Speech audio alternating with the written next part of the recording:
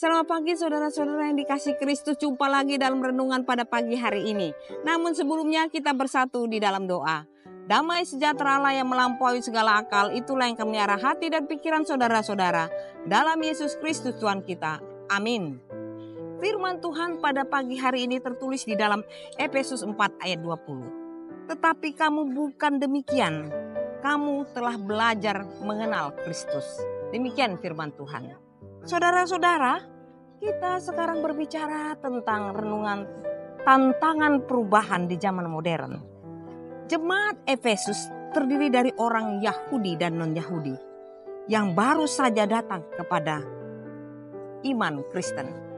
Mereka dihadapkan pada tantangan untuk menjalani kehidupan yang baru, yang berbeda dari budaya pagan di sekitar mereka. Efesus 4 ayat 20 menjadi titik balik yang menunjukkan bahwa mengenal Kristus membawa perubahan yang nyata dalam hidup. Paulus yang berfokus pada kehidupan orang percaya dan bagaimana mereka seharusnya hidup sebagai orang yang beriman, sebagai pengikut Kristus. Hidup dalam kebenaran, menjauhi kebiasaan lama, dan memperbarui diri dengan cara berpikir dan bertindak yang baru. Ini adalah proses yang memerlukan usaha dan komitmen. Ketika kita mengenal Kristus, kita dipanggil untuk mengubah cara hidup kita yang sesuai dengan ajaran Kristus. Apakah ada kebiasaan atau pola pikir lama yang masih kita pertahankan? Bagaimana kita dapat membiarkan kebenaran Kristus mengubah hidup kita?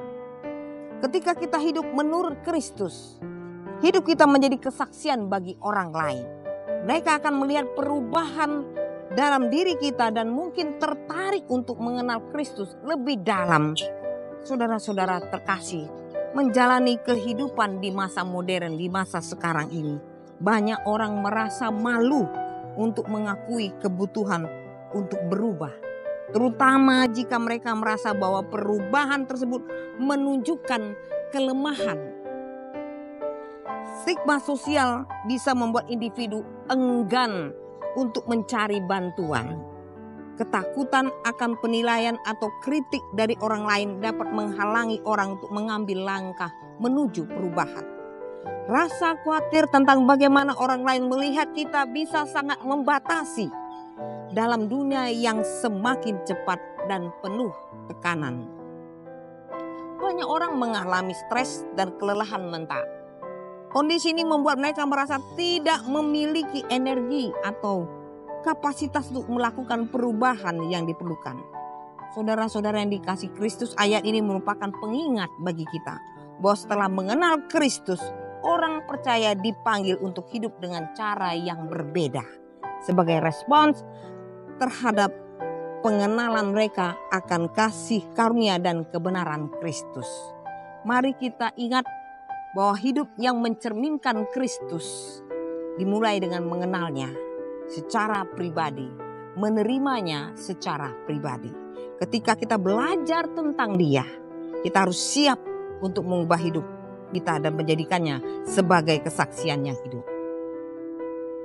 Selamat beraktivitas. Tuhan Yesus memberkati. Amin.